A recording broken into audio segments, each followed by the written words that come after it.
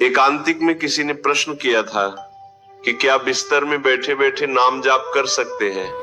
तो देखिए, बिस्तर में नाम जाप कर सकते हैं, लेकिन गुरु मंत्र का जाप, तात्पर्य जो गुरु के द्वारा दिया गया मंत्र, बिस्तर में जाप नहीं करना चाहिए। नाम जाप कहीं भी उठते बैठते, घूमते हुए निरंतर मन में चलता रहता है, बिस्तर हो, शौचालय हो, कहीं भी। लेकिन गुरु मंत्र नहीं। गुरु किसी शिष्य को मंत्र प्रदान करते हैं तो उसके साथ केवल शब्द नहीं दिए जाते, बल्कि उसमें गुरु शक्ति, उनके अनुभव और कृपा का संचार भी होता है। इसी कारण गुरु मंत्र को साधारण मंत्र नहीं माना जाता, बल्कि वह साधक के लिए दिव्य मार्गदर्शन का माध्यम बन जाता है। इसी सिद्ध मंत्र का जप करते समय साधक को विशेष शुद्धता और अनुशासन का पालन करना आवश्यक बताया गया है कि बिस्तर पर गुरु मंत्र का जप नहीं करना चाहिए, क्योंकि बिस्तर तमोगुण से जुड़ा स्थान माना गया है। बिस्तर का संबंध मुख्यतः आराम, आलस्य, नींद, रति क्रिया और जड़ता से होता है। ऐसी अवस्था में मन स्वाभाविक रूप से भटकता है या सुस्ती में पड़ जाता है, जिसके कारण साधना की ऊर्जा और ध्यान की गुणवत्ता कमजोर हो सकती है। जब साधक बिस्तर पर लेटकर या आधे मन से जप करता है तो एकाग्रता नहीं बन पाती। एकाग्रता ही मंत्र साधना की आत्मा है। मंत्र का वास्तविक प्रभाव तभी प्रकट होता है जब मन, वाणी और चित्त तीनों एक दिशा में संयमित होकर गुरु मंत्र का स्पंदन ग्रहण करें।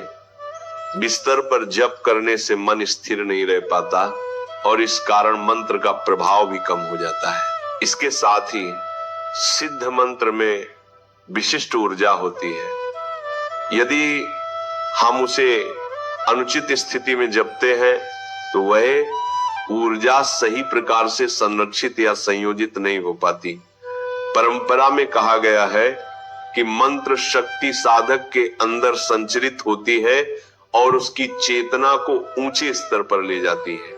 इस प्रक्रिया के लिए सत्वगुणी वातावरण आवश्यक होता है। वहीं बिस्तर, जो तमोगुण का स्थान है, इस ऊर्जा का संतुलन बिगाड़ सकता है। गुरु मंत्र का जप संभव हो तो स्नान के बाद स्वच्छ वस्त्र पहनकर शांत और पवित्र स्थान में बैठकर करना चाहिए।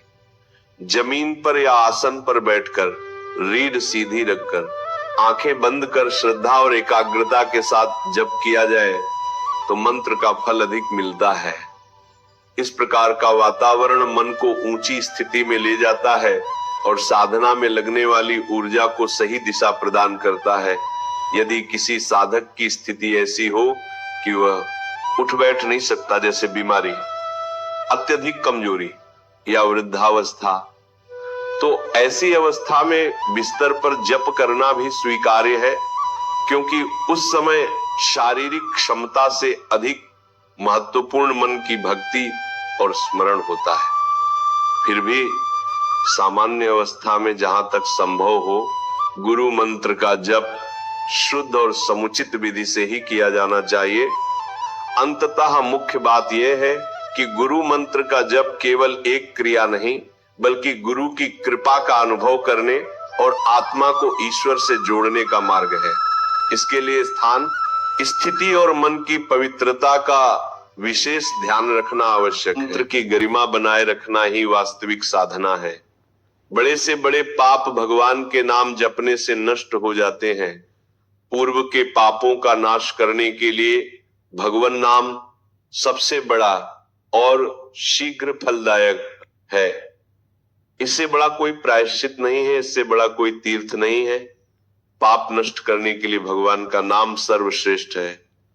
चोर हो, शराबी हो, मित्रद्रोही हो, स्त्री, राजा, पिता, गौहंता, ब्राह्मण की हत्या करने वाला, गुरुपत्नीगामी, अन्य बड़े बड़े पापों में रत रहने वाला पुरुष भी यदि अब्बो नशानी अब ना नशो, आज तक पाप किया अब नहीं करूंगा, और वो भगवान नाम लेने लगे तो निष्पाप होकर महात्मा बन जाएगा।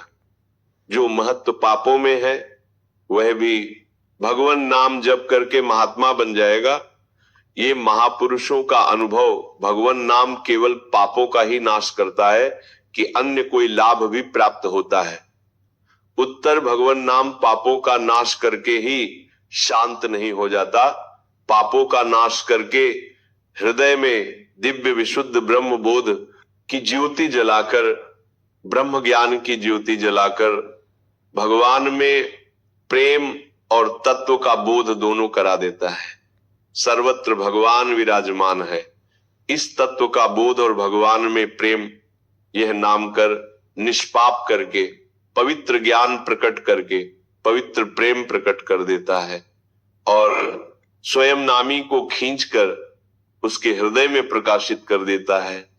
नाम जपने से अनंत गुण प्रकट होते हैं। देवी संपदा के कहां तक वर्णन करें, तो निरंतर दिन रात भजन हो सके ऐसा कोई उपाय बताइए। आपको नियम लेना होगा, आपको प्रयत्न करना होगा कि नाम छूटने ना पावे। कुछ देर एकांत में बैठकर अभ्यास कीजिए, कम से कम 2 घंटे। 24 घंटे में 2 घंटे एकदम एकांत शांत और एक ही मंत्र चलना चाहिए। 2 घंटे ये देखो इसकी बदमाशी मन की, उस समय पकड़ो कितना ये चंचल है, कितना बलवान है, कितना बदमाश है। 2 घंटे 24 घंटे में नियम निकालो, चाहे 1-1 घंटे करके निकालो, चाहे आधा-आधा घंटे करके निकालो, चाहे इकट्ठे 2 घंटे निकालो। 2 घंटे ऐसा समय निकालो जिसमें केवल मंत्र चल रहा हो या नाम चल रहा हो। एक नाम पकड़ लिया, अब 2 घंटे नहीं छूटना, वही चलेगा। यदि 2 घंटे एकांत में बैठकर लगातार भजन करोगे तो शेष घंटे चलाने की सामर्थ्य प्राप्त हो जाएगी। 2 घंटे आप लगातार नाम, मतलब अनुभव की बात कह रहे, तुम्हें इससे लगता है आकाश में उड़ रहे राउंड राउंड एकदम, बस मंत्रकार, ना बोलने की इच्छा, ना देखने की इच्छा, ना खाने की इच्छा, ना पीने की इच्छा, ना पीने की इच्छा, ना होते हुए भी सब हो रहा है। और वो भी यदि 2 घंटे एकांत लगातार नाम जप किया जाए तो 22 घंटे जपने का हमको पावर मिल जाएगा 2 घंटे का। अब हमको महत्व बुद्धि रखनी है। नाम में हरिवंश के नाम अंतर परे लाभ, हरिवंश उच्चत वाणी हमें, रुपया लाभ नहीं, भोजन लाभ नहीं, जीवन लाभ नहीं, जीना लाभ नहीं, नाम जप लाभ है। नाम जप छूटा तो हमारी सबसे बड़ी हानि हो गई। जब ऐसे महत्व बुद्धि रखोगे तब निरंतर नाम जप छूटा कि नहीं है, भारी ब्रह्म चलेगा। निरंतर दिन रात भजन हो सके उसके लिए आपको प्रयत्न करना पड़ेगा। आपको बार बार नाम भूले ना, ये संभालना पड़ेगा। 2 घंटे तो एकांत में, और हर समय चलते बैठते उठते खाते पीते एक एक कदम आराम से चलिए और मंत्र जप करते हुए, नाम जप करते हुए। ये नाम जप इतना कठिन क्यों लगता है? उत्तर पुरुष संचित पाप कर्म होने के कारण हमारी दूषित वृत्ति जब तक रहती है तब तक भजन में मन नहीं लगता। पापवंत कर सहज स्वभाव भाव, भजन मूर्त भाव, न काओ मन की मलिनता। पाप कर्म इसलिए जलन पैदा होती है।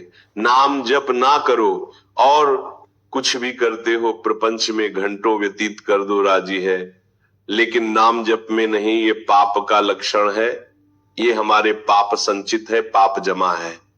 इसीलिए भगवान के महामाधुर्य अमृतमय नाम में रुचि नहीं होती।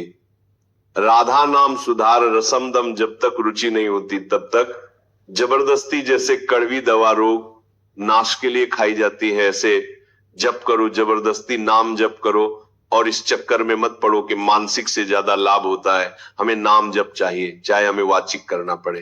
राधा राधा राधा राधा राधा। अगर हमारा मन नहीं लग रहा, बात नहीं बन रही, भजन में नहीं बैठ पा रहे, तो राधा राधा राधा राधा राधा राधा राधा राधा राधा राधा राधा राधा राधा राधा राधा राधा राधा राधा राधा। इसको कौन रोक सकता है? इसको मन तो नहीं रोक सकता। जाएगा कहां, भाग के आ जाएगा।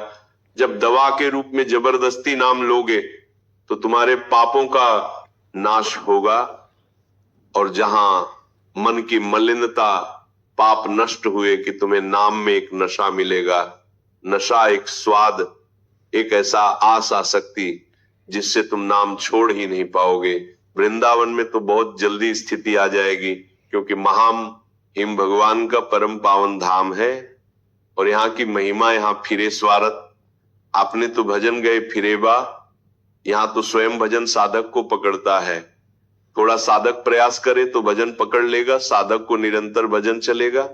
और क्या क्या सहायक हो सकता है नाम निरंतर जप करने के लिए? पहला नाम प्रेमी संतों का संग। ध्रुवदास जी ने भी कहा है, भजन करने वाले संतों के संग के निरंतर भजन करने की रुचि हो ही नहीं सकती। इसीलिए सबसे पहला है भजन करने वाले नाम प्रेमी संत का संग।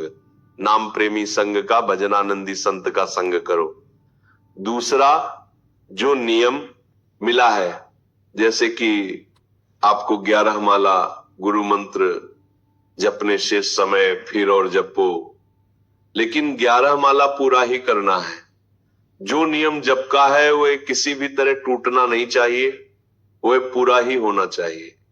तीसरा, जब तुम्हारे सामने कोई भोग आवे तो वैराग्य बुद्धि से देखो कि नाम से बढ़कर भोग नहीं है। कहीं भोग भोगते समय नाम ना छूट जाए, भोग भोगते समय भी नाम चले। भोग का मतलब हर इंद्रियों के विलासिता से है। जो जीवन के लिए उपयोगी भोग हैं, उनको भोगते समय नाम ना छूट जाए, क्योंकि नाम से बढ़कर भोग नहीं है। जिनके दिमाग में नाम की महिमा ऐसी नहीं रहती, वो भोग प्राप्त होने पर नाम छोड़ देते हैं। खा रहे हैं, हंस रहे हैं, खेल नहीं, एक एक कवल बड़ी सावधानी से नाम चल रहा है और हम एक एक कवल भोजन पाते जा रहे हैं, या जो क्रिया कर रहे हैं बहुत आराम से, और नाम जप चल रहा है। चौथा, संतों के चरित्र पढ़ने से नाम में प्रीति होती है। 4 बातें सहायक है निरंतर नाम जप करने के लिए। पहला, नाम प्रेमी संत का संग। दूसरा, प्रतिदिन नियम पूर्वक जो नाम जप मिला है उसको करना। तीसरा, भोगों को भोगते समय वैराग्य भावना और नाम जप छूटने ना पावे। और चौथा, भगवत भक्तों के संतों के पावन चरित्रों का श्रवण करने से हमें ऐसी प्रेरणा मिलती है जिससे हम निरंतर नाम जप करने लगते हैं।